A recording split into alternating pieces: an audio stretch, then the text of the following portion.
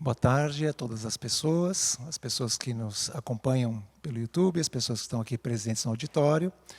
Assim como fez o meu colega Cícero, também quero agradecer muitíssimo a condução dos trabalhos por parte do professor Arlindo, do professor Marcos, do professor Bruno e também da professora Célia, que são os nossos coordenadores e coordenadoras no programa Eixos Temáticos. Parabenizar a Universidade de São Paulo pela realização desta semana tão intensa de debates, de discussões e de contribuições à sociedade.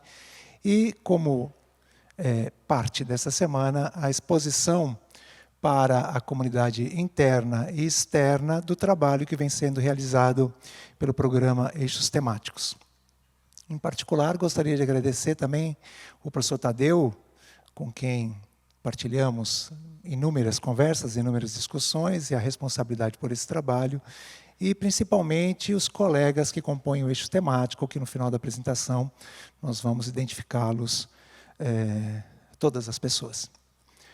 Nós precisamos, logo de cara, gente, deixar claro que estamos falando aqui da educação sistematizada. A educação é um processo muito mais amplo. Ela extrapola uma discussão de uma tarde inteira ou de uma semana inteira. E dentro da educação sistematizada, nós temos a educação básica e a educação superior, o ensino superior e a educação básica. E nós vamos nos ater à educação básica neste momento.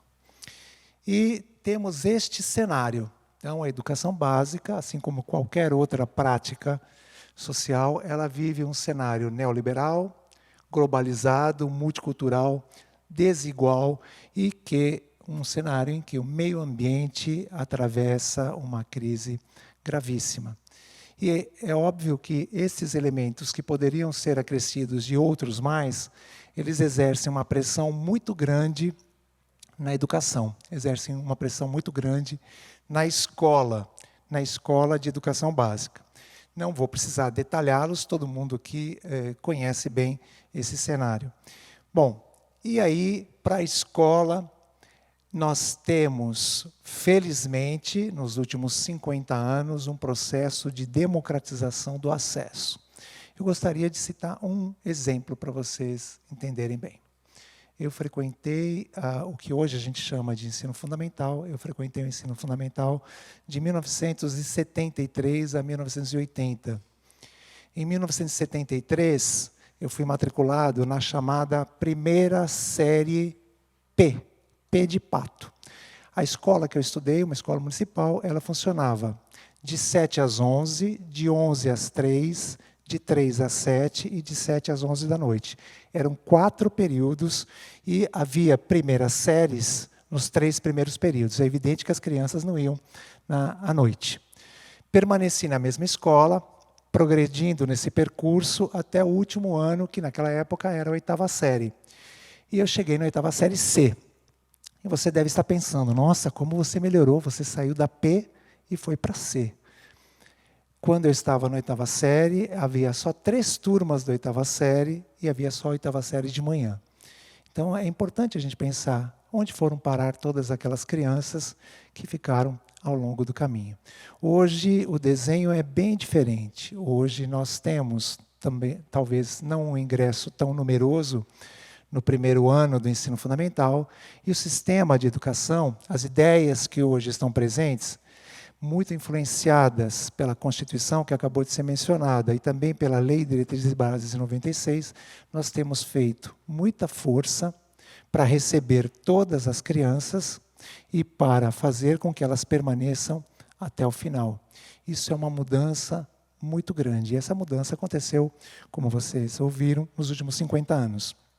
A escola já foi uma instância, uma instituição que deveria preservar e cultivar o conhecimento de um determinado grupo social. A escola já foi um espaço restrito às elites. A escola passou por um processo de transformação e se tornou uma agência de formação profissional. E nos últimos 30 anos, a escola enfrentou uma outra mudança muito grande e agora nós entendemos a escola como aquela instituição obrigatória, fundamental, que vai formar as pessoas por exercício de uma cidadania plena. Vejam bem, não é mais o cultivo de um determinado tipo de conhecimento, também não é mais a formação para inserção pura e simples no mercado de trabalho. Esta escola que nós temos, que recebe todas as pessoas, esta escola que nós temos e que fazemos muita força para que todas as pessoas permaneçam nela até o final, essa escola enfrenta uma enorme precariedade. A educação que nós temos hoje, ela é muito melhor do que aquela que nós tivemos no passado, porque ela hoje se volta para atender toda a população. Entretanto, uma série de condicionantes impossibilitam que ela aconteça da maneira como ela deveria e principalmente da maneira como a população tem direito a desfrutar. Então, nós temos professores mal remunerados, nós temos condições bastante condições que deixam a desejar, nós temos processos pedagógicos que precisam ser revistos, ou seja, você pode olhar para a escola de diversas maneiras e você vai identificar lá uma série de fragilidades que precisam ser urgentemente sanadas. E a escola, apesar desse processo todo, a escola ainda enfrenta um dilema muito grande, que é tentar colocar todas as pessoas dentro, vou usar uma metáfora, dentro de uma mesma forma. A escola vem repetindo, por incrível que pareça, né, processos do começo do século XX, processos da metade do século XX, e que pensam que o papel da escola é que todas as pessoas se tornem o mesmo, que todas as pessoas acessem o mesmo tipo de conhecimento, o mesmo percurso, o mesmo processo. E nós temos vivido, bem recentemente, esta ideia de escola reavivada e reforçada pelas políticas públicas vigentes. Então, o desafio que se apresenta, já que a escola, se nós queremos uma sociedade democrática, se nós queremos uma sociedade mais justa, isso não depende exclusivamente da escola, mas isso precisa ser feito também com a participação da escola. Um dos desafios que o nosso grupo elegeu como fundamental é como construir uma escola que possa, ou seja, como promover uma educação que possa ajudar a construir uma sociedade menos injusta. Então, temos uma escola que recebe todas as pessoas que na passagem para o ensino médio, muitas delas acabam saindo do processo, sendo excluídas do processo. Recebemos muitas pessoas, mas ainda trabalhamos com todas elas quase da mesma maneira e muitas vezes pretendemos que essas pessoas se tornem de uma certa forma, ou seja, nós ainda estamos perseguindo um certo ideal de cidadão, um certo ideal de cidadã que se encaixaria numa determinada e exclusiva e bastante restrita maneira. Então, esse é o desafio, receber todos e romper essa barreira da homogeneização, receber todos e pensar numa educação que possa promover uma sociedade menos injusta, que possa contribuir no processo de democratização. Bom, antes de avançar, é importante fazer um destaque para 3 conceitos que nos parecem muito importantes. Então, esse é o único momento que a gente vai fazer um pouquinho de aprofundamento nessa discussão. Primeiro, nós estamos trabalhando aqui com a ideia da diferença cultural. Então, quando a gente diz uma escola que receba e faça um tratamento adequado das diferenças, nós estamos entendendo diferença aqui como resultado de uma produção discursiva. Nada, ninguém é bom ou ruim na sua essência. Nada, ninguém é melhor ou pior na sua essência. Há todo um processo de produção daquela pessoa, daquela marca, daquele fenômeno, daquele fato, daquela ideia como boa ou ruim, a partir da cultura e a partir de determinadas relações de poder. Então, a diferença cultural, ela é uma produção da cultura, a diferença cultural, ela é uma produção da linguagem a partir de determinadas relações de poder. Então, a escola, como vocês acabaram de ver, ela ainda vai perseguindo o processo de produção de determinadas identidades, enquanto isso, Nós precisamos pensar numa educação, precisamos pensar numa escola que atue a favor das diferenças, uma escola que afirme as diferenças.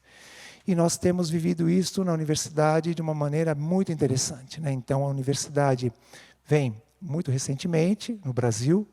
As universidades, de maneira geral, não me refiro exclusivamente à Universidade de São Paulo, nós vemos fazer um processo de democratização do acesso, mas, às vezes, nós oferecemos o mesmo trabalho que era apresentado há 20, 30, 40 anos atrás. Ou seja, aqui dentro as pessoas têm que se moldar. Então, nós recebemos cada vez mais segmentos da população que até então não estavam. E nós continuamos repetindo a mesma fórmula nas ofertas, né, nas trajetórias, nos caminhos e naquilo que é trabalhado na sala de aula. Um outro conceito importante é a noção de currículo. Então, nós já entendemos, na literatura da área, nós já entendemos currículo como um programa, currículo como seleção e organização de conhecimentos. Nós já entendemos currículo como forma de controle. Então, a partir do momento que a escola passou a ser responsabilizada também pela reprodução da desigualdade social, entre os anos 60 e os anos 80, nós passamos a entender currículo como forma de controle. E mais recentemente, nós temos entendido currículo como texto, currículo como experiência, currículo como processo. Então, tudo o que acontece na escola faz parte do currículo, tudo o que acontece na escola vai produzindo sujeitos de uma determinada maneira.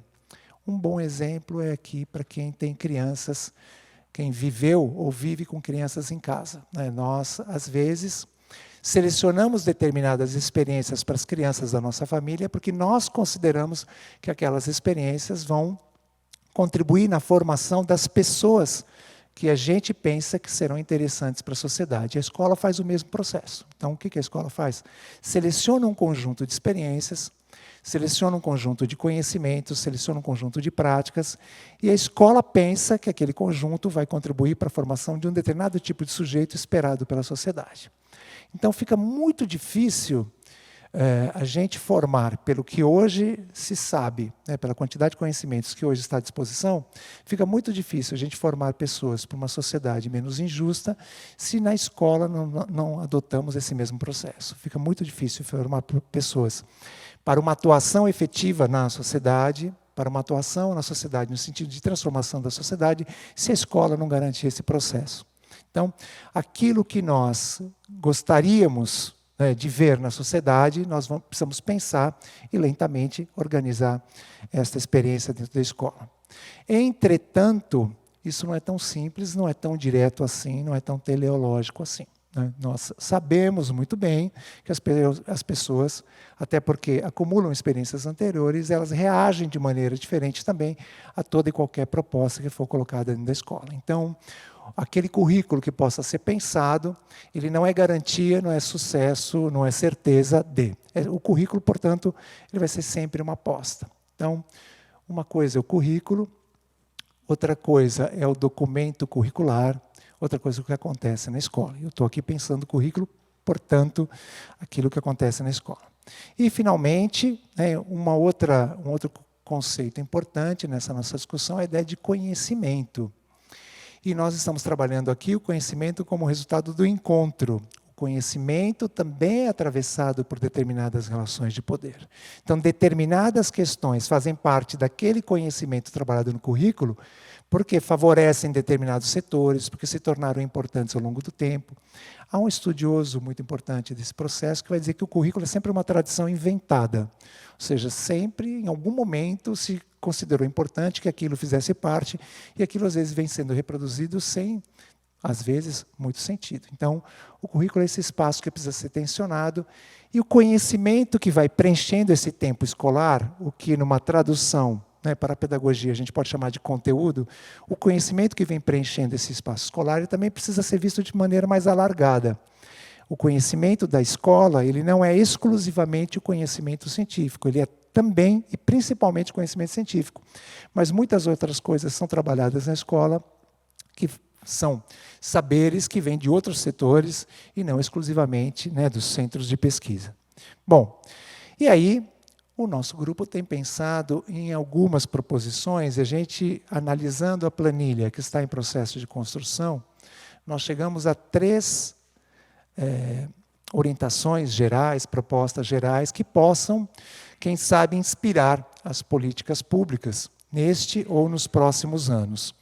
Então, nós não podemos pensar na melhoria da educação ou na perseguição de uma educação de qualidade, enquanto nós não valorizarmos o professor, a professora e a docência.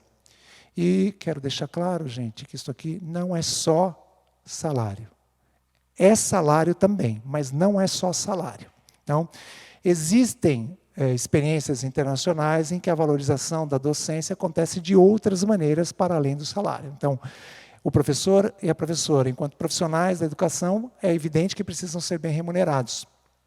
O professor e a professora precisam condições dignas de vida, como todos os outros trabalhadores e trabalhadoras, e precisam também que uma parte importante dessas vidas seja destinada a se qualificar constantemente, a acessar os bens da cultura, a interagir com o patrimônio cultural mais amplo, a enriquecer o próprio trabalho, e esse trabalho só é enriquecido pelo próprio enriquecimento pessoal, no sentido de acesso a outras maneiras, a outras formas, a outros conhecimentos.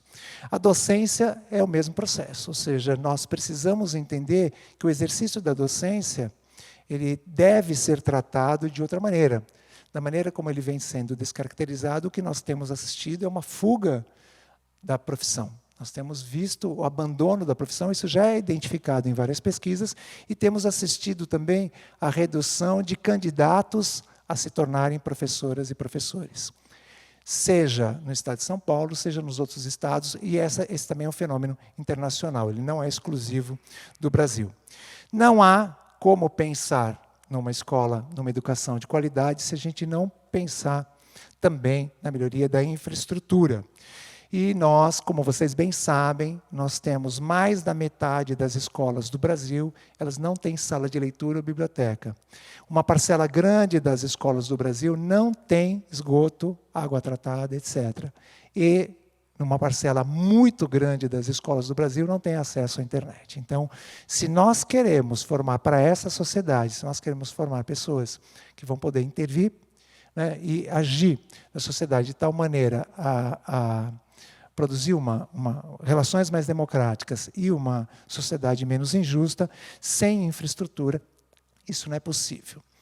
E o componente mais complicado desta equação é este. Nós vamos precisar conceber e implementar políticas curriculares inclusivas. Políticas curriculares que ajudem a afirmar as diferenças. E, gente, isto é muito difícil, né? Não é nada fácil, porque desta frase se desdobram alguns elementos bastante complexos. Então, pensar em políticas curriculares mais inclusivas é pensar em receber todas as pessoas, mas uma vez que todas essas pessoas foram convidadas a entrar dentro da escola, na verdade, no nosso país, felizmente, a educação básica ela é obrigatória, então todas as pessoas foram obrigadas a entrar na educação básica, nós vamos precisar, portanto, tratá-las de acordo com aquelas experiências que elas acumulam. Então, nós precisamos de uma experiência curricular que faça dialogar conhecimentos diversos. Principalmente que a gente possa dialogar com os conhecimentos que esses grupos trazem quando eles entram na escola. Isso é mais raro do que a gente pensa. Nós precisamos também de experiências curriculares que qualifiquem a leitura da realidade e subsidiem intervenções. Ou seja, a nossa educação precisa ajudar as crianças, jovens, adultos e adultas, idosos e idosas que frequentam a educação básica, a ler o mundo e a poder intervir nesse mundo. Isso só é feito com conhecimento. Então, sem um professor bem formado, sem uma professora bem formada, sem boas propostas, nós não conseguimos disponibilizar aos estudantes elementos para fazer uma leitura qualificada e poder intervir nessa situação. E, finalmente, nós precisamos de experiências curriculares que coloquem em circulação outras representações, outros significados. Inúmeros trabalhos estão disponíveis para todos nós consultarmos. Inúmeros trabalhos insistem em apontar que o que nós temos é uma educação que foi pensada para poucos, ampliada para atender muitos. Então, o que nós temos ainda é uma visão de mundo, de pessoa, de sociedade, formas de narrar o outro, formas de narrar a outra, conhecimentos que são atravessados por determinados marcadores de raça, gênero, classe, etnia, religião, que ainda dialogam um pouco com a realidade multicultural que nós temos. E num mundo globalizado, num contexto neoliberal, o que nós temos é cada vez mais diferenças dentro da sala de aula e cada vez mais força para homogeneizá-las. Então, a importância que a gente traga para o debate outras formas de ver, outras concepções, outras visões, e que a escola seja esse espaço que as crianças possam interagir com diferentes culturas, entendendo cultura como essa produção de significados.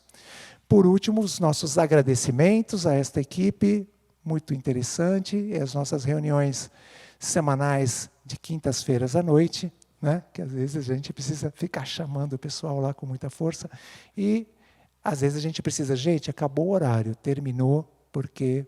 E todo mundo quer ficar lá discutindo, quer ficar conversando. Muito obrigado, nos colocamos à disposição.